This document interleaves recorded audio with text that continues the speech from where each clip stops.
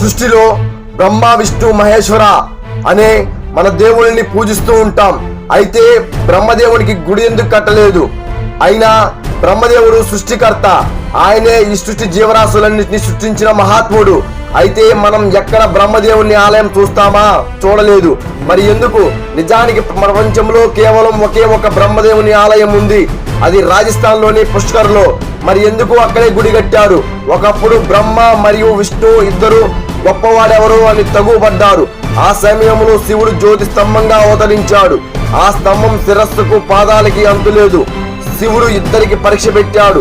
ఎవరి మొదటి మరియు చివరి అంతం తెలుసుకుంటారో వారే గొప్పవాళ్ళు. విష్ణువు భూమికి దిగుతూ స్తంభపు చివరకు వెతికాడు. కానీ బ్రహ్మ పైకి ఎగిరి వెళ్తూ శివుని తలదాకా వెళ్ళానని అబద్ధం అన్నాడు. బ్రహ్మ అబద్ధం చెప్పిన విషయాన్ని శివుడు గ్రహించి కోపంతో బ్రహ్మదేవునికి శాపం పెట్టినాడు. నీకు భూమిపై ఎప్పటికీ గుడులు ఉండవు, పూజలు జరగవు. అలానే బ్రహ్మదేవుని 5వ తలని శివుడు నరికేశాడు.